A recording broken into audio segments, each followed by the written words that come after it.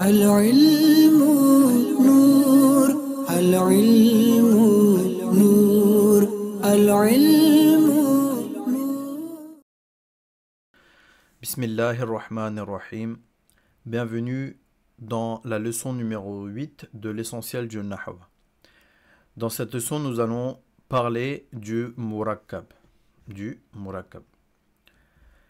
Les mots peuvent être associés pour former une expression qui n'est pas une phrase complète, appelée murakkab nakis, donc une phrase non complète, ou bien pour former une phrase complète appelée jumla. Donc là, on voit murakkab nakis avec un petit 1. Murakkab nakis également appelé murakkab ghayr mufid. D'accord? Un groupe de mots non bénéfiques, c'est-à-dire qui ne forment pas une phrase complète. Ghayr mufid, non bénéfique. D'accord? C'est une phrase incomplète. Ou bien pour former une phrase complète qu'on appelle jumla, également appelée murakkab tam, donc groupe de mots complets, ou bien murakkab mufid, donc groupe de mots bénéfiques, ou bien kalam. D'accord, c'est la même chose que jumla. Les 5 prochaines leçons traiteront des principaux types de mots, types de groupes de mots, d'accord, donc de types de phrases en arabe, ainsi que d'autres éléments essentiels à connaître avant de passer à l'étude des phrases complètes. Leçon numéro 8, Mawsouf et Sifa, d'accord, le groupe descriptif. On va voir ce que c'est le Mawsouf et la Sifa, d'accord. Définition. Dans ce type de syntagme, un ism est décrit par un autre. Le premier est appelé Mawsouf, le décrit, et le second est appelé Sifat, la description. D'accord? Le premier, celui qui est décrit, Mawsouf, et la description, Sifa. D'accord? La pierre noire. D'accord? Al-hajarul aswadu. D'accord? La pierre noire. Là, on voit le décrit, c'est la pierre, d'accord? C'est la pierre qui est décrite. Et la description, c'est noir. Aswad, d'accord? Qui est la sifat, d'accord? Noir, qui est la description, d'accord? Donc, qui est la sifat. Mawsouf, sifat. Mawsouf, la pierre. Et sa sifat, qui est juste après, c'est noir. Un homme sage, rajulun hakimun. Mawsouf, un homme, et sifat, hakim, sage. D'accord? Alors, on va voir les règles maintenant. Règle numéro 1. La sifa sera généralement une siratus sifa. D'accord? Généralement, c'est une siratus sifa. Alors, comme indiqué dans l'essentiel de la grammaire arabe, édition Sarf, donc l'autre livre, le terme siratus sifat est utilisé pour désigner tout mot qui est ism fa'il, ism maf'oul, sifatu mushabba, ism mubalagha ou bien ism tafdil. D'accord? Tout ce groupe de mots est appelé sifatus sira. Siratus sifa. D'accord? Donc la sifa, ici, qu'on retrouve après le mawsouf, sera généralement une siratus sifa, un de ces 5 types de noms. Règle numéro 2, la sifa doit correspondre au mawsouf sur 4 points suivants. D'accord? Donc la sifa doit correspondre avec son mawsouf, donc la première en nombre, en singulier, duel au pluriel. D'accord? Par exemple, Le mawsouf, donc du coup, le mawsouf, sifa, mawsouf, sifa, mawsouf, sifa, ici pour singulier, duel, pluriel. Rajulun mu'minun. Donc là, on a un nombre masculin, déjà un nombre au singulier, rajulun, et après on a mu'minun. D'accord? On voit que là, c'est accordé. Homme singulier, croyant singulier. On a rajulani mu'minani. D'accord? Donc on a deux hommes croyants du coup au pluriel, mais avec, du coup, là c'est la marque du tasniya. D'accord? Alif et nun avec une kasra. Après, au pluriel, rijalun mu'minuna. Mu'minuna. D'accord? Donc là, donc, à partir de 3, on sait que c'est le pluriel. Rijal qui est au pluriel. Et mu'minuna qui est aussi au pluriel. Donc là, ça, c'est la première des choses. La sifa doit être accordée avec son mawsouf en nombre et aussi en genre. Masculin, féminin. Mawsouf, sifa. Donc, bintun, sariratun. D'accord? Bintun, fille, féminin. Sariratun, le tamarbuta, le signe du féminin. D'accord? Une petite fille. Donc là, c'est accordé en genre.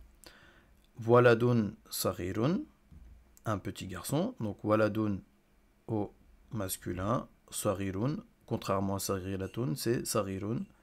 Donc, c'est au masculin aussi. Donc, mawsouf, sifa doivent être accordés aussi en spécificité, en nakira ou en ma'arifa. D'accord? Là, on a l'exemple du nakira et là du ma'arifa. Donc, baytun kabirun, la grande maison. D'accord? On voit que ici, bayt est nakira, kabirun est nakira aussi. Hein? Je vous refais pas le cours de la reconnaissance d'un mot ma'arifa ou nakira. D'accord? Je pense que à ce stade-là, vous êtes capable de maîtriser et de reconnaître un mot nakira et un mot ma'arifa. D'accord? Spécifique et non spécifique. Là, on a al-baytul kabiru. D'accord? Maison, la grande maison. Mais là, c'était non spécifique. Là, c'est spécifique. Donc, al-baytu al-kabiru. D'accord? Alif lam. Donc, c'est accordé en termes de spécificité. Et le dernier c'est l'état grammatical. Marfou', mansoub ou majrour.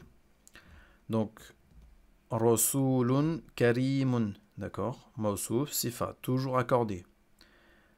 D'accord, vous voyez ici le tanwin, donc double tanwin, ou plutôt, pas double tanwin, mais double dhamma, et là, double dhamma, c'est pareil. Donc là, rasoulan kariman,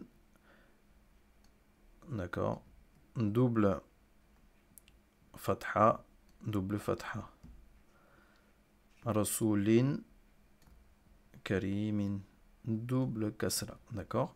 On voit aussi qu'ils sont accordés en termes de nombre, singulier, d'accord. En termes de spécificité, nakira, ma'arifa, etc. Nakira. Et là aussi, on voit aussi que c'est bien accordé en termes d'état grammatical.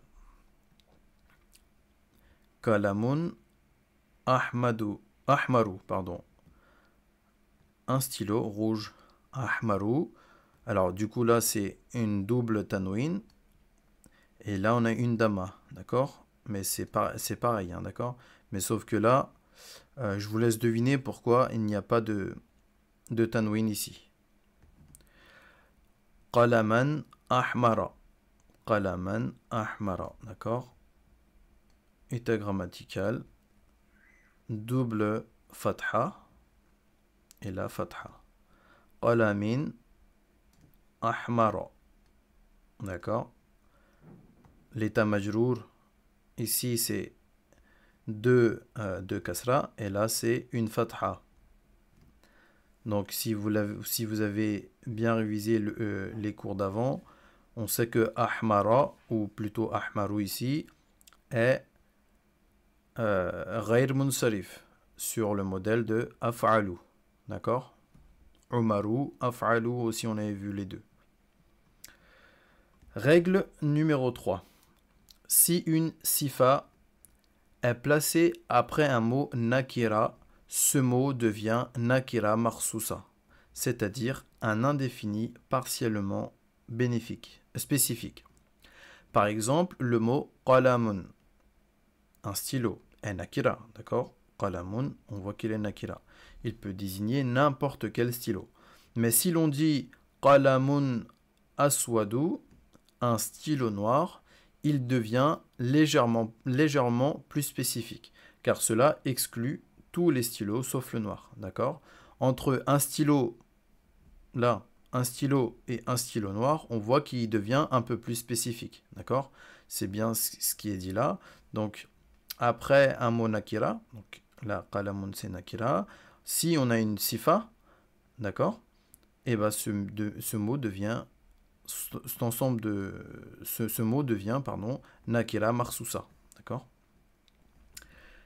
Cependant, cela ne suffit pas pour le rendre ma'rifa, car il ne désigne toujours aucun stylo en particulier, d'accord? C'est pas très spécifique. Donc là on a ma'rifa, d'accord? L'exemple du ma'rifa. Al-qalamul ahmaru. Le stylo rouge. D'accord? Le stylo rouge. Al-qalamul ahmaru. On voit que c'est bien accordé.